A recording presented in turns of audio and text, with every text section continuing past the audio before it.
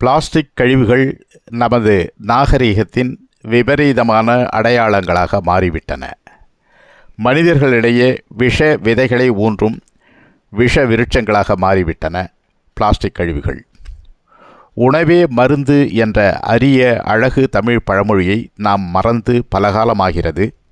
நாம் இன்று மருந்தே உணவு என்ற நிலைக்கு தள்ளப்பட்டு விட்டோம். இனி நாம் இந்த பிளாஸ்டிக்குகளின் பிடியிலிருந்து சுதந்திரம் பெற முயற்சிக்க வேண்டும். இதைத்தான் 2025ஆம் ஆண்டின் சர்வதேச சுற்றுச்சூழல் தினம் நமக்கு சொல்லுகிறது. பிளாஸ்டிக் மாசு என்பது இன்று சர்வதேச சுற்றுச்சூழல் பிரச்சினை. நமது சுற்றுச்சூழல், சுகாதாரம் மற்றும் பொருளாதாரம் ஆகியவற்றை பிளாஸ்டிக்குகள் எப்படி சீரழித்து வருகின்றன என்று தெரிந்து கொள்ள வேண்டும். 2025ஆம் ஆண்டின் கணக்குப்படி இந்த உலகின் மொத்த பிளாஸ்டிக் கழிவுகளின் அளவு 460 மில்லியன் டன். அதுபோல ஒரு ஆண்டில் இந்தியாவில் உற்பத்தியாகும் பிளாஸ்டிக் கழிவுகளின் அளவு 9.4 மில்லியன் டன். தமிழ்நாட்டின் மாசு கட்டுப்பாட்டு வாரியத்தின் 2024ஆம் ஆண்டின் கணக்குப்படி ஒரு ஆண்டில் தமிழ்நாட்டில் உற்பத்தியாகும் பிளாஸ்டிக் கழிவுகளின் அளவு 7.82 லட்சம் டன். ஒரு நாளில் தமிழ்நாட்டின் 15 கார்ப்பரேஷன்கள், 121 நகராட்சிகள், 528 நகர பஞ்சாயத்துக்கள் மூலம் சேகரமாகும் பிளாஸ்டிக் கழிவுகளின் அளவு 1178 டன். இப்படி சேகரிக்கப்படும் பிளாஸ்டிக் கழிவுகளில் 96% தரம் வாரியாக பிரிக்கப்பட்டு மறு உற்பத்தி செய்யும் நிறுவனங்களிடம் விற்பனை செய்கிறார்கள்.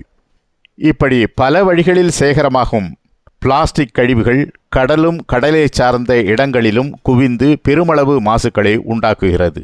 நிலப்பகுதியிலும் கடற்பகுதியிலும் வாழுகின்ற 1500 வகையான உயிரினங்கள் பிளாஸ்டிக் மாசுவினால் பாதிக்கப்படுகின்றன.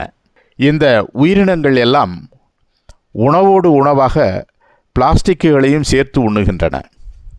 இரண்டாவதாக, அந்த உயிரினங்களின் வாழிடங்கள் எல்லாம் இன்று பாழ் இடங்களாக மாறிவிட்டன. காரணம், அங்கு நிரம்பி வழியும் பிளாஸ்டிக்குகள். மூன்றாவதாக, அந்த உயிரினங்களில் அன்றாட வாழ்க்கை முறைகளில் ஏற்படுத்தும் இடர்பாடுகள். ஒருமுறை பயன்படுத்திவிட்டு தூக்கி எறியும் பிளாஸ்டிக்குகள் மற்றும் இந்த மைக்ரோ பிளாஸ்டிக்குகள் தான் அதிக மாசுவை ஏற்படுத்துகின்றன. இப்படி பிளாஸ்டிக் மாசுவினால் 100க்கும் மேற்பட்ட உடல் உபாதைகள் ஏற்படுகின்றன. இவற்றில் மிக முக்கியமானவை 3. அவை குழந்தை பேறு இல்லாமல் செய்யும் மலட்டுத்தன்மை, உடல் எடை கூடுதல் மற்றும் புற்றுநோய்கள்.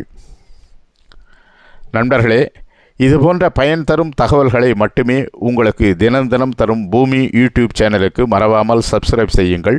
உங்கள் நண்பர்களுக்கு பகிர்ந்து அனுப்புங்கள். நன்றி, வணக்கம்.